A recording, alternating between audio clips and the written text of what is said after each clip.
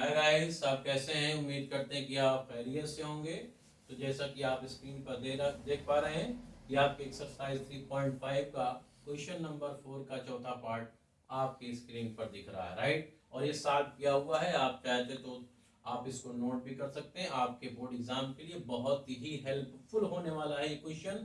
तो देखिए, क्वेश्चन ये है कि एट पोजीशन ए और एट पोजीशन बी पर दो कारें हैं और दोनों प्लेस के बीच की डिस्टेंस 100 किलोमीटर है। पॉइंट ए और पॉइंट बी, पॉइंट ए से चलने वाली कार और पॉइंट बी से चलने वाली कार, दोनों दो कंडीशन में, आपको यहाँ पे दो सिचुएशन दी गई है, दो कंडीशन दी गई है। पहली कंडीशन ये है कि कार पॉइंट ए से चलकर और कार बी पॉइंट बी से चलकर एक ही डायरेक्शन में जा रहे हैं, तो 5 घंटे में वो दोनों आपस में मिल जा रहे हैं। तो सबसे पहले हमें करना यह होगा कि let the speed of car at position A B x kilometre per hour and speed of car at B position B y kilometre per hour. हमें ये लिख लेना है, राइट, कॉपी पे। उसके बाद distance travel in 5 hours by car at position A is equal to 5 into x kilometre. Means ये जो आया है 5x किलोमीटर, कहां से आया है? ये आपका फार्मूला 5 क्या है? आवर है, टाइम है, x आपके स्पीड जो आपने मान रखी है। तो डिस्टेंस बराबर होता है क्या? Speed into time. तो आपका 5x किलोमीटर पर आवर आ गया। And distance travel in 5 hours by car at b equal to 5y kilometre. तो इस तरह से 5 घंटे में कार ए और कार बी जिस पोजीशन पर है दोनों, उस पोजीशन की डिस्टेंस हमने निकाल ली 5 आवर में। केस हमने फर्स्ट लिखा है और समझाया यहां पे है, if car travel in same direction. तो अगर कार सेम डायरेक्शन में जा रही है तो इन दो पॉइंट के बीच की दूरी देखो 100 है, हमने लगाया। अब कार ए पोजीशन से चलकर 5 घंटे में कुछ दूरी जाएगी और कार बी पोजीशन से 5 घंटे में कुछ सम डिस्टेंस ट्रेवल करेगी। तो माना कि पॉइंट बी पर जो कार है वो बी से सी पर आ गई, बी से सी पर आ गई, तो ये टोटल डिस्टेंस कितना ट्रेवल की? 5y।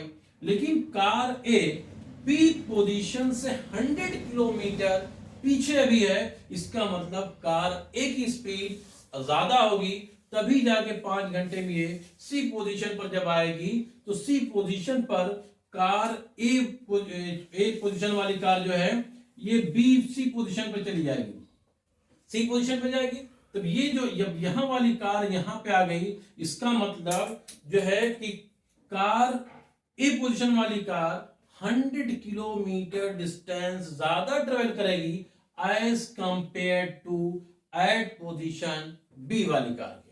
तो ये अब इसका मतलब क्या हुआ कि इन दोनों पोजीशन के बीच अगर डिस्टेंस की डिफरेंस निकाला जाए तो ये आपका हो गया 5x। देखिए 5x दिख रहा होगा आपकी स्क्रीन पर, और ये 100 है, तो 5x minus 5y is equal to 100। तो according question 5x minus 5y is equal to 100, x minus y is equal to 20, question number 1, right. उम्मीद करते हैं कि आपको ये क्वेश्चन बनना समझ में आ गया होगा। अब केस सेकंड स्टडी कह रहा है कि अगर दोनों कारें अपोजिट डायरेक्शन में हैं।